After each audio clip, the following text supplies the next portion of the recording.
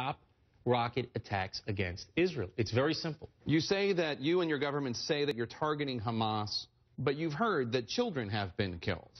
Yeah, we're not just saying it. That's what we're doing. We're targeting Hamas. But innocent people have been killed, children by definition. That's right, but they're not targeted. And it makes a big moral difference between Hamas and Israel. Hamas deliberately targets our civilians. They fire at our civilians. They hope to kill as many Israeli civilians as possible. That's what they will deem a success of their operation. What are we doing, Jake? We are actually targeting the terrorists. The problem with Hamas is they use the population as human shields. They put missile batteries next to schools, next to hospitals, next to mosques, and Israel is surgically striking at the terrorists. The vast majority of the people who were killed are not innocent civilians. They're actually terrorists.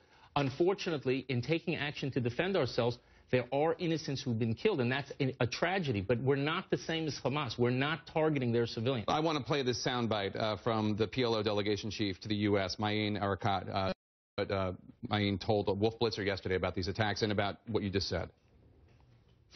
Claims by their spokesperson that they are precise and careful is meaningless, because innocent people, 7 children were killed today. Israel must also assess and evaluate the consequences of its continued attack, because it will have some negative impact on the relationship with the Palestinians as a whole, including with the PLO. If you're unloading 500 tons of explosives, which the IDF says it dropped in Gaza today, and well, in the last 2 days, even if you're being precise, there are going to be innocent civilians killed. And I get what you're saying about who Hamas targets versus who the IDF targets. Point taken. But if you're putting that much ordnance in Gaza, you're going to kill innocent Palestinians. Jake, I was born and raised in this country. Let me ask you a question.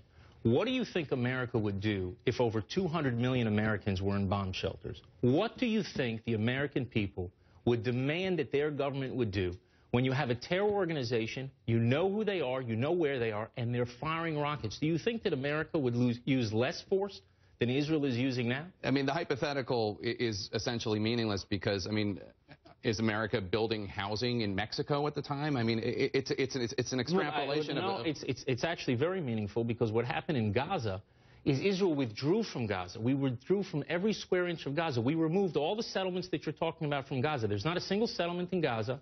Israel doesn't control a single square inch. We removed all people, 10,000 people in 2005.